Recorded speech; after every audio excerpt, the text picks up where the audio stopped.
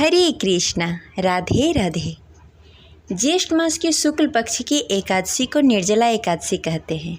इस एकादशी को भीमसेनी एकादशी भी कहते हैं। इस दिन जल का सेवन करना वर्जित होता है। इस एकादशी के व्रत को रखने से सभी एकादशियों का फल प्राप्त होता है। इस दिन जल का खास महत्व माना गया है। तो आज के इस वीडियो में हम जानेंगे कि निर्जला एकादशी कब है, निर्जला एकादशी में क्या करना चाहिए, क्या नहीं करना चाहिए, और इस एकादशी के दिन जल संबंधी 11 नियमों के बारे में भी जानेंगे। ये पूरी जानकारी के लिए इस वीडियो को अंत तक अवश्य देखिएगा। आज की इस वीडियो में एकादशी से संबंधित सारी जानकारी दी जाएगी, तो आप इस वीडियो को बिना स्किप किए हुए अंत तक अवश्य देखिएगा। अगर आपको वीडियो अच्छी लगे तो इस वीडियो को लाइक करके कमेंट बॉक्स में राधे कृष्णा अवश्य लिखें, और अगर आप हमारे चैनल पर नए हैं तो इसे सब्सक्राइब करके बेल आइकन को दबाना ना भूलें। हमारे चैनल पर व्रत कथा भी सुनाई जाती है, तो इसका आनंद अवश्य लें। चलिए वीडियो शुरू करते हैं। तो साल 2024 में निर्जला एकादशी का प्रारंभ 17 जून 2024 को प्रातः 4:45 पर होगा।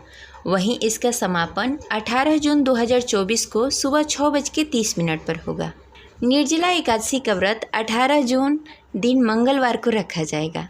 इस बार की एकादशी 2 दिनों की पड़ रही है, तो इसलिए शास्त्रों के अनुसार बताया गया है कि जब एकादशी 2 दिनों की पड़ती है तो दूसरी एकादशी का व्रत रखा जाता है, क्योंकि एकादशी का पारण कभी भी हरिवासर के समय नहीं किया जाता, इसलिए दूसरी एकादशी का व्रत रखा जाता है। तो इस बार 18 जून 2024 दिन मंगलवार को एकादशी का व्रत रखा जाएगा।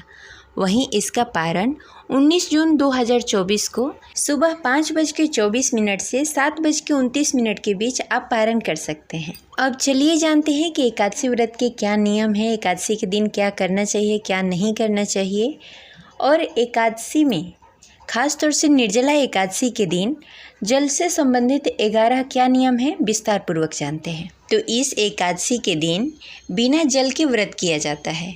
ऐसा करने से वर्ष की सभी एकादशियों का फल मिलता है, वहीं पूरे वर्ष शुभ परिणाम प्राप्त होते हैं। शास्त्रों के अनुसार निर्जला एकादशी व्रत में सूर्योदय से लेकर दूसरे दिन सूर्योदय तक जल का त्याग करना होता है, और अगले दिन यानी कि द्वादशी के दिन पूजा करने के बाद पारण के समय जल ग्रहण किया जाता है। शास्त्रों में यह भी उल्लेख मिलता है, संध्या उपासना के लिए आचमन में जो जल लिया जाता है उसे ग्रहण कर सकते हैं, उसके अलावा आप जल ग्रहण नहीं कर सकते हैं। निर्जला एकादशी के दिन गौदान किया जाता है। अगर आप गौदान नहीं कर सकते हैं तो इस दिन जलपान जरूर कराना चाहिए। ज्येष्ठ मास वैसे भी तपता है, तो जगह जगह पर प्याव लगाना चाहिए, लोगों को पानी पिलाना चाहिए। ये पुण्य का काम होता है। इस दिन जल में वास करने वाले भगवान श्रीमन नारायण विष्णु की पूजा की जाती है। पूजा करने के उपरांत दान पुण्य का कार्य कर समाज सेवा की जाती है। ऐसा करने से पितृदोष दूर हो जाते हैं, साथ ही चंद्रदोष भी दूर हो जाता है। इस दिन गंगा स्नान करने का महत्व है। अगर आप गंगा जल में जाकर स्नान नहीं कर सकते हैं तो घर के जल में गंगा जल मिलाकर आप स्नान कर सकते हैं।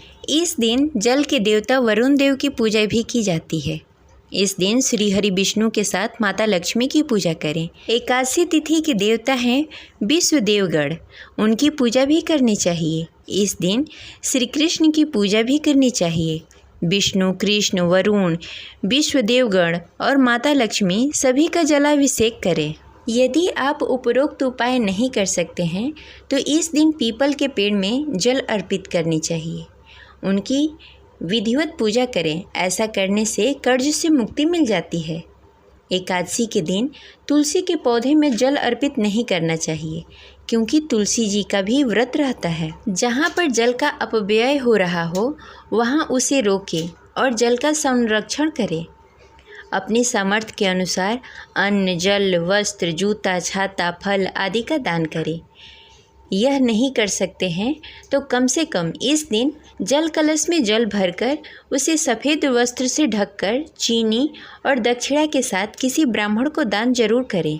इस दिन पौधारोपण कर उसे जल से संचित करने का भी महत्व है। कहीं पर भी पीपल, बरगद, नीम, कैथ आदि का पौधा लगाएं। अब चलिए जानते हैं कि एकादशी के दिन क्या नहीं करना चाहिए। इस दिन चावल का सेवन नहीं करना चाहिए। मान्यता है कि चावल खाने वाले लोग अगले जन्म में कीड़े मकोड़े के रूप में जन्म लेते हैं। इस दिन नमक नहीं खाना चाहिए।